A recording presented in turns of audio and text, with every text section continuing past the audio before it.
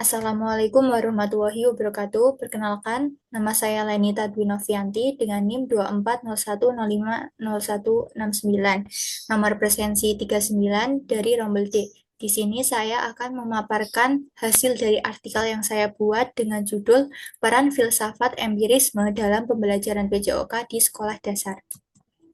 Selanjutnya mengenai latar belakang dan tujuan, di mana empirisme ini menegaskan bahwasanya pengetahuan berasal dari pengalaman indrawi, observasi, dan praktik langsung, bukan hanya dari teori abstrak saja. Penelitian ini juga mengkaji bagaimana prinsip-prinsip tersebut dapat diimplementasikan dalam PJOK di sekolah dasar guna mengembangkan keterampilan motorik, sikap sosial, dan karakter siswa.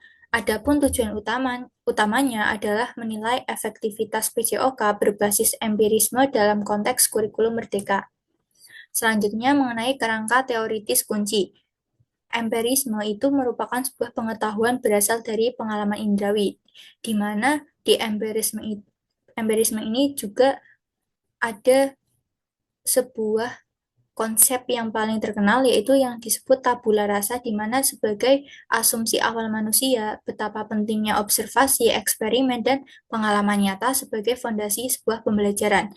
Adapun tokoh utama yang memiliki atau mengkaji terkait dengan teori empirisme ini yaitu Locke, Bacon, dan Hume, di mana di sini diimplementasikan kepada PJOK yang mana sebagai domain yang menuntut pengalaman fisik langsung guna mengembangkan kemampuan motorik, kesehatan jasmani, dan nilai-nilai karakter.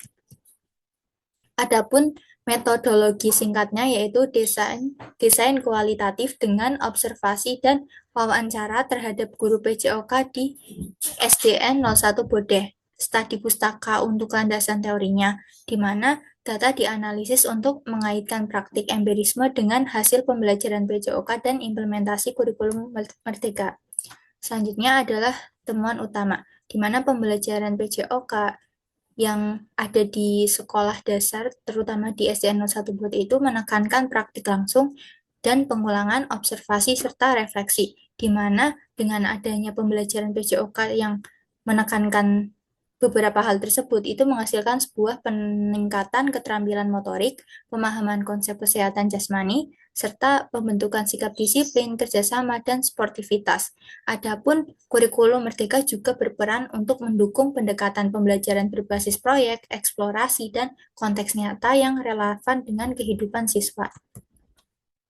Selanjutnya adalah implikasi praktisnya,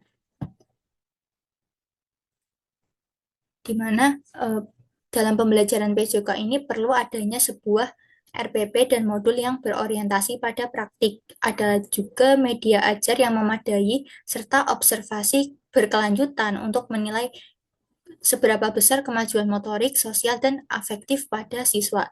Adapun penilaian motorik dilakukan melalui pretest atau post-test dan instrumen yang valid. Adapun kendala seperti keterbatasan alat dapat diatasi melalui improvisasi alat praktik dari sumber daya lingkungan di sekitar yang ada di SDN 01 Bodeh. Adapun manfaat bagi peserta didik, yaitu yang pertama, pembelajaran berbasis empirisme dalam PJOK ini tidak hanya meningkatkan keterampilan fisik, tetapi juga membentuk sebuah karakter yang mana diantaranya yaitu disiplin, tanggung jawab, dan kerjasama, dan kemampuan sosial siswa.